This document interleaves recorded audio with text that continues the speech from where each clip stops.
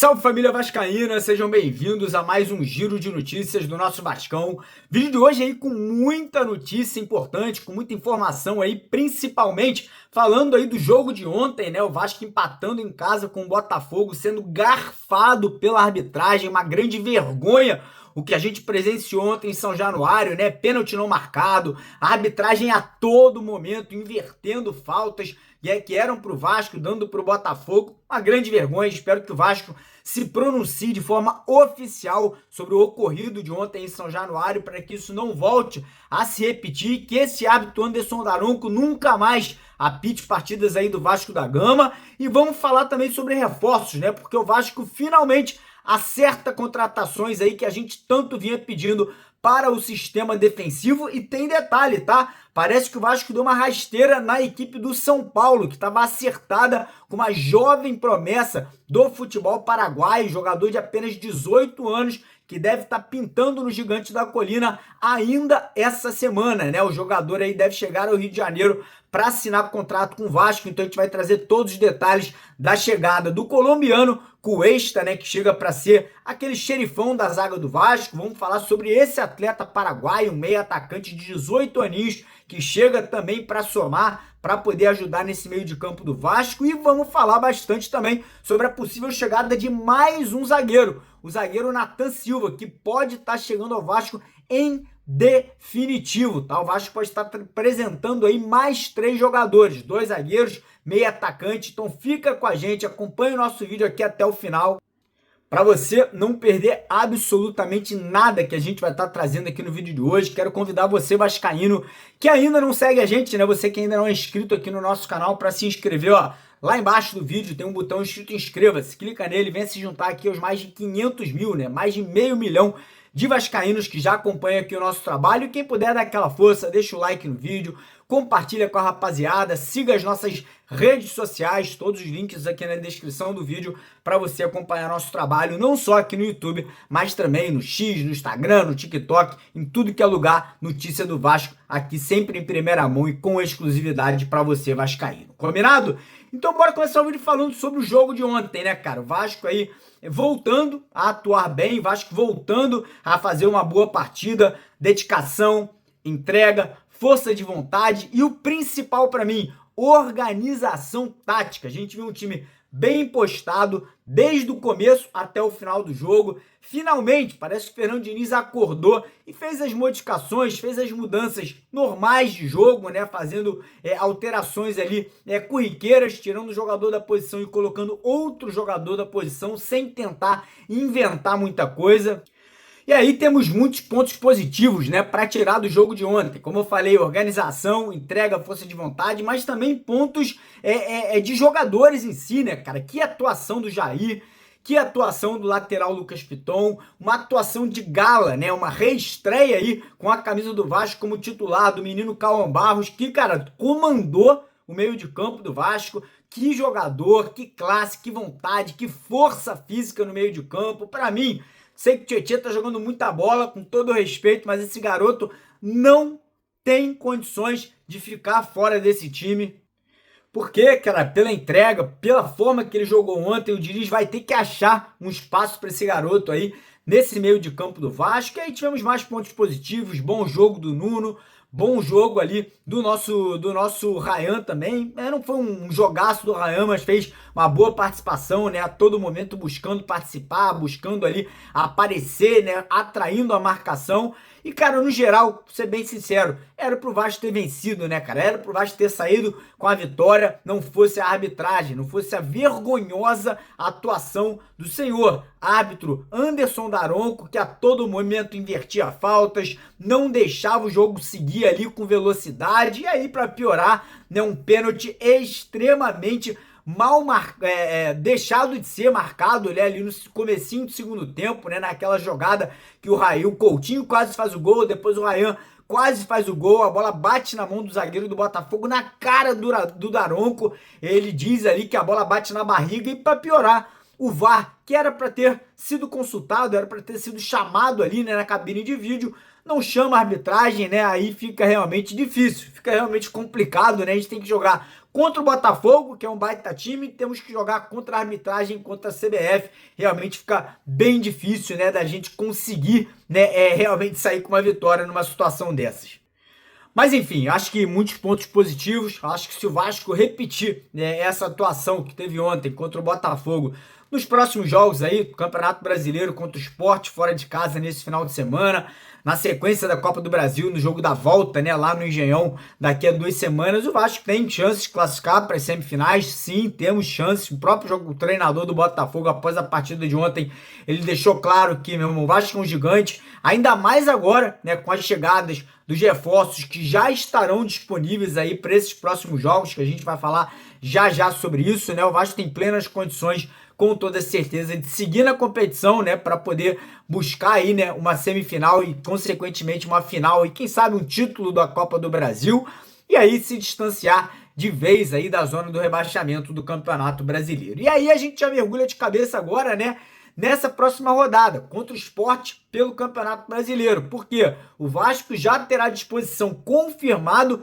2 reforços, o zagueiro Robert Renan e o meia Matheus França. Além desses 2 reforços aí, o Vasco pode ter mais 2 ou 3 jogadores à disposição do Fernando Diniz, porque ontem à noite acabou sendo um dia muito movimentado. O Vasco acabou dando uma rasteira na equipe do São Paulo, que já vinha aí há 10 dias negociando com um meia atacante paraguaio, né? Um jogador de apenas 18 anos de idade, chamado Brian Grance, né? Um jogador ali da equipe do Olímpia, lá do Paraguai, um jogador de seleção sub-20 e também sub-23 do Paraguai, um jogador que chega por empréstimo ao Vasco aí por um ano, com a opção de compra, né, caso ele venha a atingir metas contratuais. Só para deixar claro, é um jogador de 18 anos, ou seja, ele, apesar de poder ser aproveitado no time profissional do Fernando Diniz, ele também pode ser aproveitado no time sub-20, né? Se chegar aqui, tiver que ter um período de adaptação, botar o garoto para jogar,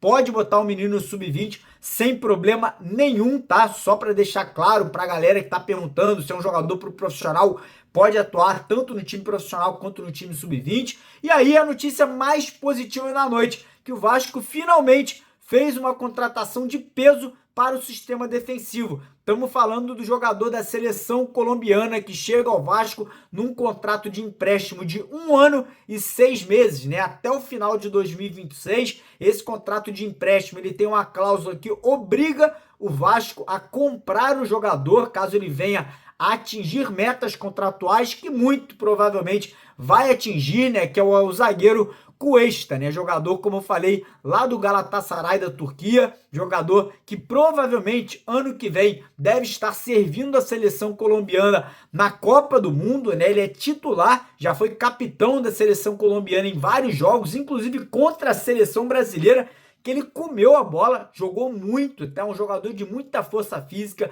muito bom na antecipação. Não esperem um jogador técnico com a bola no pé, porque não é essa a característica do Cuesta, mas é um cara que joga firme, joga duro, é um cara que não faz muitas faltas, é um cara que se antecipa muito bem. Então essa contratação aí realmente anima e muito, né, para que o sistema defensivo do Vasco cresça com o Robert Renan, que é canhoto, e com o Cuesta, e não para por aí.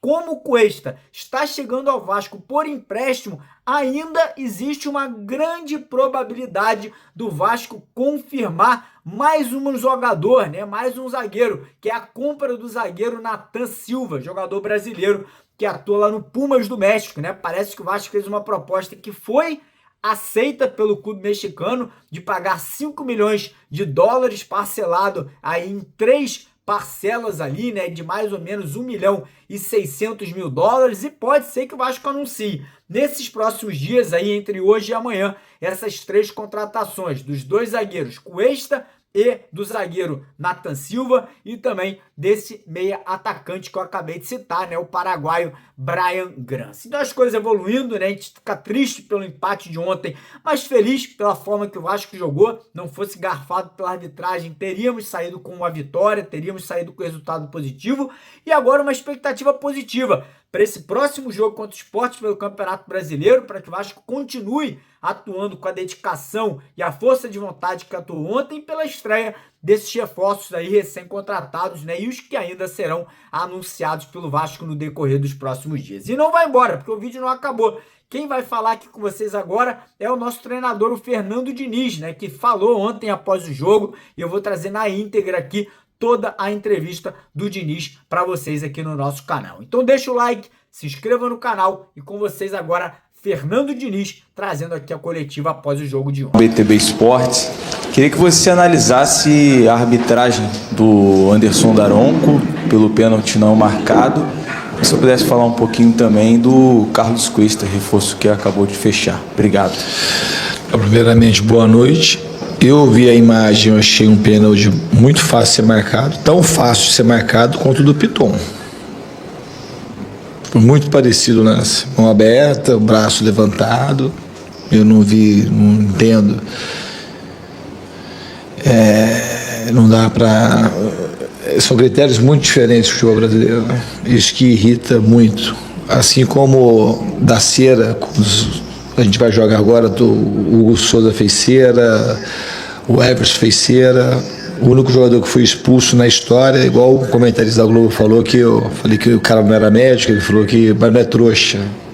Mas todo mundo é trouxa agora, porque o único cara que não é trouxa foi o Flávio, que expulsou o Léo Jardim. O resto tudo é trouxa, desde quando eu comecei a jogar.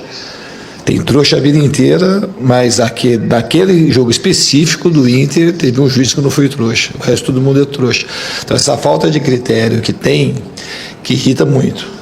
Se não foi pênalti hoje, não pode ser pênalti do Piton. O do Piton ainda foi um cruzamento, hoje foi um chute na direção do gol. Em relação ao Carlos Cuesta, é um jogador que a gente tinha indicado, estava esperando, foi muito bem avaliado por todo mundo, por todo o departamento. É uma contratação bastante criteriosa, um jogador de seleção colombiana, que estava jogando num time importante da Europa, no Galatasaray, e a gente tem muito otimismo com a vinda dele. Bom, Diniz, tudo bem? Igor Siqueira do UOL. Você acha que os jogadores tiveram essa percepção dessa flagrância aí do pênalti, se foi tão flagrante assim, se isso afetou a continuidade do jogo, e saber de você o quanto a estratégia do Botafogo de vir com dois centroavantes também afetou a dinâmica do Vasco nesse começo de jogo, o gol saiu relativamente rápido? Não afetou a dinâmica do Vasco. Em relação ao pênalti, eu posso falar para você, assim, para mim foi um pênalti claro, não sei para você, mas para minha ótica foi um pênalti fácil de marcado. Qual que é a diferença desse pênalti? Você acha que foi pênalti do Piton lá em Caxias? Você acha que foi pênalti? Mas desse você acha que não foi pênalti? Esse eu fiquei na dúvida. Daria para marcar, daria para não marcar. Daria para. Então, do Piton, também teria que ter dúvida, mas assim, a gente só tem dúvida contra o Vasco. Em relação a tua outra pergunta, qual que foi? Da dupla de centroavantes do Botafogo. Eu não acho, não tem problema, muito pelo contrário. Eu acho que o Freitas e o Moura levaram vantagem praticamente todos os lances no jogo. Teve uma cabeçada no começo, é uma estratégia que a gente não esperava, mas a gente, se eu fosse fazer, e o gol foi um gol que teve muito mérito do Botafogo. O cara fez um gol de cabeça praticamente na entrada da área. Muito rara felicidade do cruzamento e do cabeceio do Cabral. A gente poderia ali, se eu fosse fazer uma coisa totalmente diferente do Corinthians, o gol do Corinthians, a gente teve 4 falhas coletivas e individuais para o gol sair. Hoje teve muito mérito. Se eu fosse fazer um ajuste, hoje eu falei que o Ryan teria que descer ali com o Alex Telles naquele momento para evitar o cruzamento. Ficou longe para o Paulo Henrique chegar para tirar o cruzamento.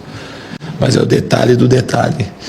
Então acho que teve muito mérito do Botafogo, e a gente não sofreu com a dupla de centroavantes. Eu acho que a gente soube marcar bem, a gente soube retornar rápido para apanhar as segundas bolas, e foi muito competitivo o time. Eu acredito também no sistema defensivo, a marcação, esse sistema defensivo, o time todo, talvez tenha sido a melhor partida do Vasco.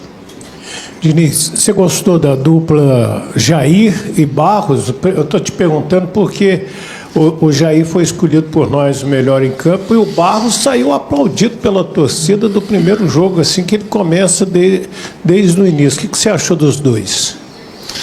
Eu gostei dos dois. Achei que o Jair foi com muita justiça o melhor em campo. E é um prêmio pela pessoa que o Jair é. Todo mundo sabe, quando eu cheguei aqui, o jogador estava muito questionado, aquela coisa de sair. Eu sempre gostei do Jair. Tentei levar ele para o São Paulo e para o Fluminense. E ele é um trabalhador assim, exemplar. E ele merecia um momento como esse, de ser enaltecido pela torcida e de fazer um gol muito importante. E o garoto jogou muito bem. Esse menino acho que tem um futuro brilhante pela frente. Eu conhecia ele, eu ia subir o Barros quando estava aqui na primeira vez em 2021, e ele era 4 anos mais novo.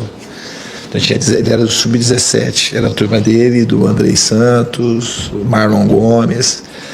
E ele estava numa lista que possivelmente subiria se eu permanecesse no Vasco para 2022. Ele era muito jovem, mas já era promissor. E quando teve a chance dele voltar, para mim foi assim uma alegria muito grande, saber que ele estava bem no América. E desde quando ele chegou, ele tem mostrado muita competência nos treinamentos, que o credenciou e passou confiança para iniciar a partida de hoje. E jogou muito bem. Diniz, boa noite. Sérgio Kim, de canal Atenção Vascaínos. Você já falou anteriormente que em alguns jogos o Vasco iniciava, tanto o primeiro quanto o segundo tempo, não 100%, com a rotação 100%, um pouco desligado. Hoje, no primeiro tempo, antes do gol do Botafogo, o Vasco estava tentando propor o jogo e, principalmente no segundo tempo, o Vasco voltou muito bem, tendo várias oportunidades, bola na trave, boas defesas do goleiro John e o lance do pênalti, que eu concordo que foi um pênalti marcável. O que houve no intervalo, a conversa com os jogadores no intervalo, para o Vasco mudar tanto de postura? Porque o Vasco não terminou tão bem o primeiro tempo, mas voltou no segundo tempo 200%. O que foi falado nesse vestiário para mudar a postura do time? Obrigado. Eu achei que o time estava bem no primeiro tempo já. Acho que o time precisava ficar um pouco mais... O que eu pedi foi para eles jogarem um pouco mais soltos, estava um pouco travado, assim, talvez pelos resultados recentes. A gente estava marcando muito bem, mas com a bola faltava um pouco de encantamento, um pouco de brilho, e aí eu acho que o time teve mais brilho, e alguns jogadores entraram mais no jogo, a gente começou a criar chances em série. O Puma também hoje na parte de defensiva entrou muito bem, colaborou para esse momento do time, e ali eu acho que era o momento que a gente teve para poder conseguiu o resultado de vitória, que depois dos 20, 25 o Coutinho começou a cansar, o Ryan também, e nas trocas o jogo ficou um pouco mais moroso, a gente perdeu um pouco de agressividade na marcação e aí encaminhou para o empate. Boa noite, Diniz. Cauê Rodrigues, do Corinthians 1927. Queria que você falasse sobre 2 reforços. O Cauã Barros, que hoje jogou muito bem, você inclusive elogiou. Queria saber essa relação que você teve na volta dele, se você teve relação direta, se foi um pedido seu. E sobre o Matheus França, que vem do Crystal Palace, a torcida ainda não sabe qual posição que você pretende utilizá-lo. Gostaria de ouvir sobre o Cauã, essa relação, e qual posição que você pretende utilizar o Matheus França. Obrigado. Em relação ao Cauã Barros, eu participei ativamente da volta dele, né? E como disse, estou muito feliz que ele voltou e hoje só confirmou as expectativas que a gente tinha sobre ele. Em relação ao Matheus França, é um jogador que eu gosto muito. Acabei jogando contra o Matheus em 2023 algumas vezes. Peguei o momento que ele foi titular do Flamengo na maioria dos jogos com o Vitor Pereira na época. E ele é um jogador muito dinâmico, ele pode jogar em qualquer posição da frente, até de camisa 8. Eu vejo o Matheus assim, um jogador muito polivalente, que tem recursos para jogar de ponta, para jogar de 10, para jogar de 8, para jogar de falso 9. Então ele é e essa polivalência que eu vejo nele também contribuiu para que eu quisesse trazê-lo. Fernando Diniz, meu nome é Pedro Ramos da Sintonia Esportiva. Eu queria trazer duas críticas ao seu goleiro Léo Jardim, uma da torcida e uma de outro jornalista, que é no caso o Lucas Pedrosa, comentou sobre uma falha do Léo Jardim hoje no gol do Botafogo, se você considera que o seu goleiro falhou, e uma que eu ouvi bastante a torcida, não só na noite de hoje, mas também no domingo, sobre o Léo Jardim não sair com uma eficiência tão grande do gol. A torcida, por exemplo, quando a bola é alçada na área, já fica apreensiva, já fica reclamando até no meu ouvido quando eu fico na social ouvindo o jogo, participando do jogo, acompanhando a partida. Então eu queria trazer essas duas críticas para você, saber se você concorda com elas e se essa não saída do Léo Jardim do gol é talvez um pedido seu por estilo de jogo, alguma carência que o seu goleiro tem, que você tenha identificado também. Obrigado. Não, eu não concordo que ele falhou no gol e também não vejo o Léo um goleiro que, desde que eu cheguei aqui, não tenha saído do gol. Pelo contrário, ele tem sido estimulado a sair cada vez mais, não só com as mãos, mas jogar um pouco mais adiantado. Eu acho que ele tem feito jogos muito bons. Eu não vejo falha no Léo no gol e também não acho que ele é um goleiro que não tem saído para contribuir quando é possível ele evitar sair em alguns cruzamentos. Olá, Diniz. Boa noite. Danilo do Expresso 1923. No final do primeiro tempo, o Vasco é melhor que o Botafogo, tem até uma chance com o Verratti e retorna o segundo tempo muito bem, com a bola na trave, o lance do pênalti, tem um lance do Verratti que o John faz a defesa, o próprio chute do Pumita. São várias chances perdidas e que o Vasco poderia ter virado a partida. A partir dos 15, 20 minutos, como você destacou bem, Coutinho e Nuno começam a cansar e você opta pela mudança, a entrada de DVD, David e o Andrés Gomes. Você achou que ali no meio campo faltou alguém para lançar essa bola para o ataque? Porque o ataque ficou com Verratti, Ryan e os dois que entraram. O meio campo ficou sem alguém para fazer essa transição entre defesa e ataque? Obrigado. Até a opção do Estrela depois que você coloca. Então eu botei o Estrela, falei assim, o Estrela entrou para a função e talvez se fosse mais o Estrela entrou, também não melhorou aquilo. O time não é uma posição, colocar um jogador para a posição e ele vai fazer uma articulação sozinho, muito pelo contrário. Mesma coisa quando eu falo do sistema defensivo, hoje a gente marcou muito bem, porque quem marcou melhor, você vê que o Hugo Moura e o Lucas Freitas não tiveram assim um monte de problema, porque assim estava todo mundo ajudando, todo mundo voltava para ajudar a dobrar a marcação, então o sistema funcionou. Os pontos, quando tiveram que baixaram para ajudar os laterais. A mesma coisa vale para a saída do Coutinho. O que perde quando sai o Coutinho e o Nuno juntos é que o time ele joga de uma maneira mais associativa, eles são dois jogadores mais associativos. E aí entrou dois jogadores com mais potência, de jogador de drible, a gente não teve assim, muita chance de explorar o DVD e o Andreas Gomes. O Andreas Gomes teve umas duas bolas que ele pegou e driblou. Se ele tivesse driblado, acertado o último drible e tivesse dado um passe para fazer o gol, a gente já está falando agora que a mudança acertou e ganhou velocidade. Eu apostei mais naquele. O Ryan já treinou de 10, ele já jogou de 10 na base, ele já treinou de 10 comigo e ele pode jogar de 10 também, como pode jogar de 9. Eu achei que a gente ficou um time com muita saúde física, com muita velocidade, mudou um pouquinho a característica do time, mas era uma coisa que não encaixou no sentido de a gente não teve muitas oportunidades de usar as valências desses jogadores da maneira como o jogo ficou. O jogo ficou com pouca transição, a gente não teve muita chance de imprimir velocidade, que era o que o jogo pedia, que a gente até voltou e marcou bem, mas faltou um pouco de agressividade para poder provocar o erro do Botafogo e conseguir colocar o David e o Andreas Gomes mais no jogo. Aqui Diniz, Joel Silva do canal Colina em Foco.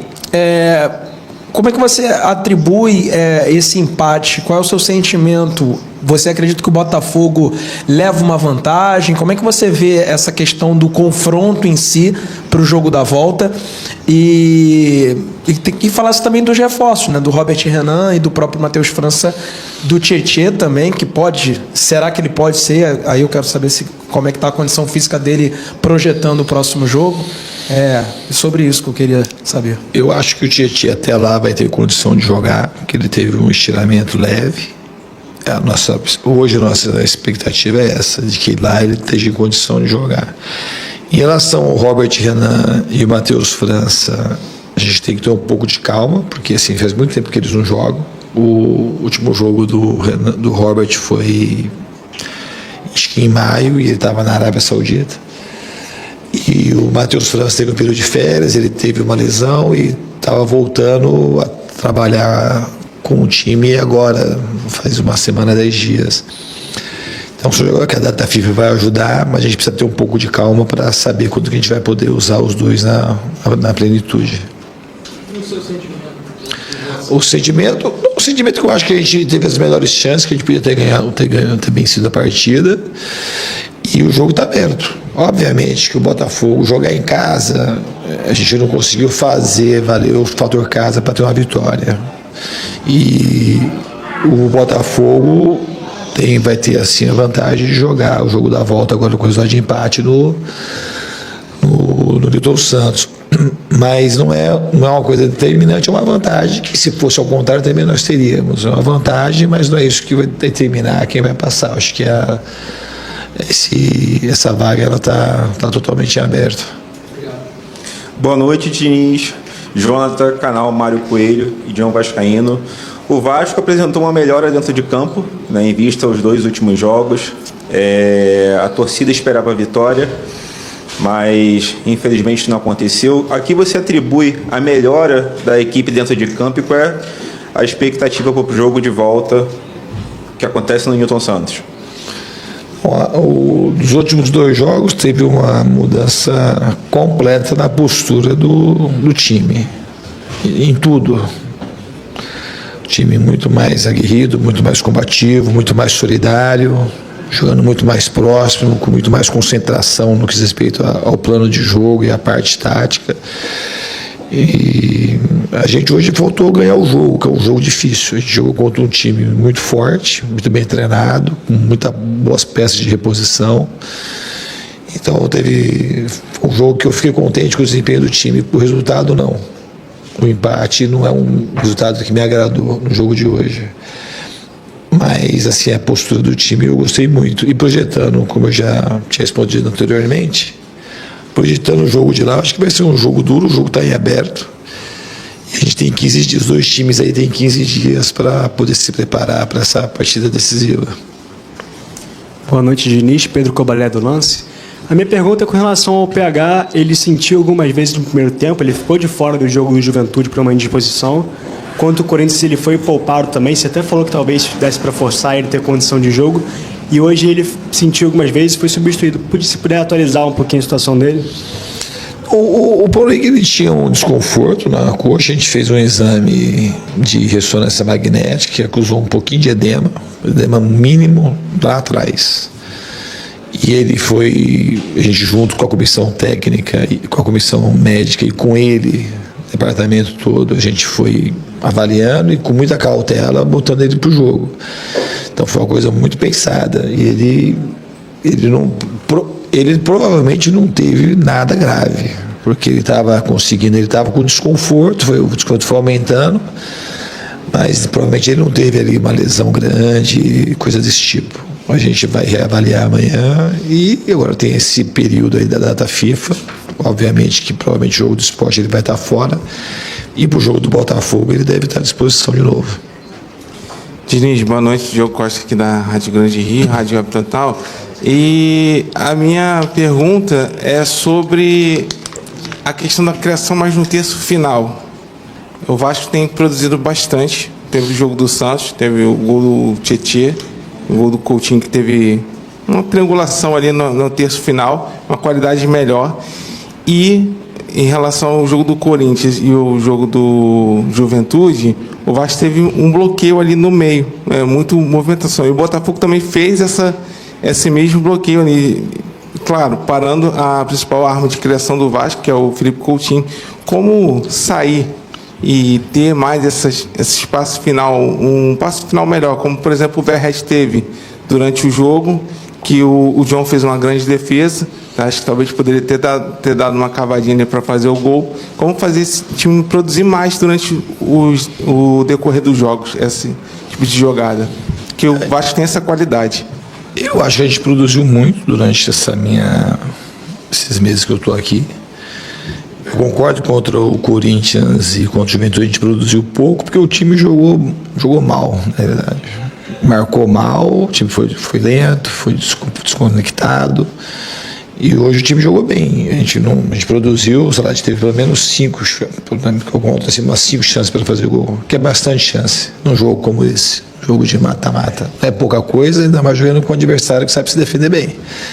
Então acho que hoje não teve problema de criação, acho que a gente criou o suficiente para vencer a partida. A gente não vai criar 15, 20 chances todo jogo, ou ganhar de goleada, jogos dessa natureza toda hora.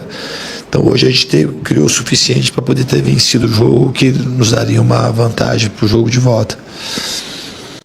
Oi, Diniz, tudo bem? Aqui, ó. Eu, David Sharp, do Antenados na Jogada. Bom te ver novamente. Bom te ver também. Te perguntar sobre o duelo tático que você... Isso é que é a graça.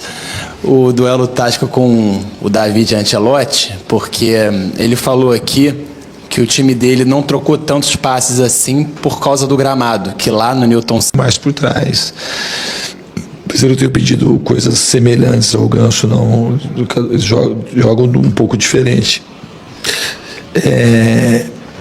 Em relação ao duelo tático que você citou, o campo aqui também na troca de passes, para a gente, às vezes ele dificulta também, que a bola segura a velocidade do jogo.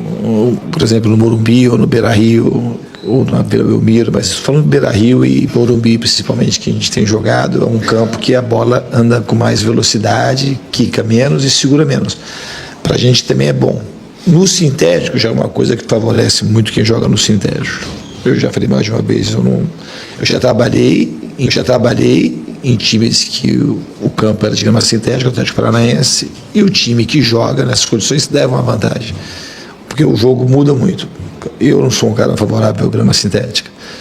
Num país que gasta milhões, no campeonato Rio como o nosso, acho que os campos todos deviam ser de grama natural, isso devia ser padronizado. Eu acho que muda muito o que é o jogo para quem joga direto num campo de grama sintética. Talvez se fizer um estudo de aproveitamento desses times quando era grama natural e depois que teve grama sintética, provavelmente aumentou o aproveitamento, porque é diferente. Para quem vai jogar, muda muito. Então a gente vai ter que ir lá e procurar se adaptar rápido ao jogo para poder a gente fazer uma boa partida. Diniz, Bruno Murito do GE. Eu queria te perguntar um pouco mais agora sobre o seu papel fora de campo. A gente teve recentemente a coletiva do Robert Renan e do Andrés Gomes também. A gente tem a apuração que você foi muito importante na participação, na contratação agora do Cuesta e também do Matheus França. Queria que você falasse para você ver como o jogador falou, ou como o Robert Renan, por exemplo, falou de você, falando que você ligou 24 horas por dia para ele, que ele já tinha muita vontade de treinar com você. E dentro desse assunto de mercado ainda, se o Vasco ainda busca a contratação de mais um zagueiro, a gente sabe também que o Vasco negociou com o Nathan Silva agora, o Vasco busca uma contratação de mais um zagueiro além do Cuesta, que está chegando. Obrigado. Não, acho que provavelmente não está fechado, mas eu acho que não sei se o Vasco vai ter mais contratações para frente. Eu me envolvi em todas as contratações, falando dos jogadores. Contratar sempre é difícil, não é fácil acertar a contratação, principalmente com pouco recurso financeiro, já falei isso mais de uma vez. Esses jogadores foram monitorados e por todo o departamento. Eu não sou um treinador de ficar indicando muito jogador, tenho calma, porque a chance de você errar quando você quer trazer só para... às vezes para você dar uma satisfação para fora, para o torcedor, você acaba cometendo erros que depois você não consegue corrigir. Eu acho que na dúvida você não tem que trazer quase nunca, a gente tem que ter um pouquinho mais de certeza para poder fazer as indicações. Esses jogadores todos eu participei ativamente da negociação, falei de fato com os jogadores, com todos eles se mostraram muito empenhados e com muito desejo de vir trabalhar no Vasco. E a gente confia que eles vão nos ajudar muito. Boa noite, Diniz. Gabriel Rodrigues aqui da Trivela. O Vasco acertou com o Robert Renan e agora está chegando o Cuesta também. Eu queria perguntar sobre a situação do Hugo Moura. Como você vê ele nesse momento agora que ele fez um número considerável de jogos na zaga Se você considera que ele vai continuar como opção para a zaga ou se ele volta a disputar a posição como volante, como você vê a situação dele agora nesse time do Vasco e no elenco também? Eu acho que o Hugo, eu acho o Hugo como zagueiro, se a gente for avaliar, às vezes que eu considero uma coisa que não é uma coisa, não sei se é a melhor palavra, vou usar a palavra justa, mas não sei se é a palavra justa no sentido de ser ajustado, né? Então, você fala assim, eu improvisei o Hugo Moura na zaga. Assim, o Hugo Moura já tinha jogado na zaga em algum outro momento, não sei, aqui talvez não, mas jogou no Flamengo. E se a gente for avaliar ele como zagueiro, ele jogou bem todas as partidas. Literalmente todos os jogos. Ele ganhou quase todos os duelos, você ganha saída de bola, você ganha bola longa. E como volante ele também joga muito bem. Então ele é um cara que ele pode jogar, está até se reconhecendo agora como um zagueiro, ele pode jogar de zagueiro em qualquer momento. Então ele pode continuar de zagueiro e pode vir para volante com a chegada dos zagueiros, mas vai jogar, o time fica melhor. Se ficar melhor com ele na zaga e do jeito que está, com o outro volante, com o Tietchan, com o Barros, com o Jair, assim será. Então, assim, ele não é um jogador que ele está improvisado. Eu não gosto muito desse de improvisação. Ele não está improvisado, ele é um cara que joga muito bem ali. Se comparar ele com todos os zagueiros que tiveram aí, se pegar a média do Hugo Moura, é uma média muito alta. Ele jogou bem literalmente todas as partidas. Hoje, por exemplo, se alguém quiser achar um pneu, vai assim, puta, mas o Hugo, que o cara fez cabeceio do cara que cabeceou quase fora da área, sabe? E ele assim, duelo aéreo, duelo de velocidade, duelo de combate direto, e a gente ganha a saída de bola, ganha a bola longa. Então ele não é que ele vai ficar ali, mas ele pode ficar ali. Mas ele tem uma tendência, talvez, dele vir para quando todo mundo estiver em condição, porque a gente não sabe como vão chegar os jogadores, em qual condição que vai chegar para poder jogar. Eu vou procurar botar o time que deixa o Vasco mais seguro e que o Vasco tenha mais chance de ganhar o jogo. Diniz, boa noite. Rodrigo Calvino, 365 Scores. Queria que você destacasse um pouquinho a torcida do Vasco, que teve uma atmosfera muito grande hoje, muito positiva, né, com o time. E, assim, virou a chavinha de brasileiro para a Copa do Brasil. Eu queria que você, além de tudo, fizesse um convite para isso continuar para o Brasileirão, que o time não vive um bom momento, que você fale um pouquinho sobre essa expectativa da torcida por causa da boa atuação, porque, claro, a torcida só teve uma boa atuação na arquibancada porque o time correspondeu em campo. Eu acho que não teve uma mudança de chave para a Copa do Brasil. A gente pode falar que teve uma mudança de chave do Santos para o Juventude, uma mudança ao contrário. O time, a torcida, o que a gente tem que aprender, a gente tem que ser consistente como a torcida é. O time não pode, que é o que falta hoje para o Vasco. O que falta hoje para o Vasco? Ter mais consistência. Um tempinho atrás era consistência de desempenho com resultado. Aí teve aquela partida brilhante, resultado brilhante contra o Santos. Muito fora da curva. Aí a gente depois teve 2 partidas também abaixo da média.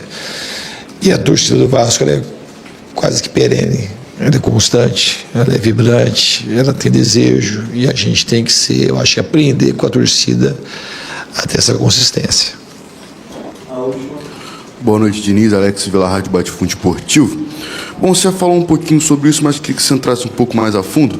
Aqui na coletiva também, o David Ancelotti chamou aqui o ambiente de ambiente hostil para o jogo, né? E falou um pouco sobre a dificuldade de jogar fora de casa. Eu queria saber de você como decidir fora de casa acaba sendo uma desvantagem, até porque, enfim, é um gramado diferente, como você também citou, é fora de casa. O quanto você escala que pode ser uma desvantagem decidir um duelo tão importante fora de casa?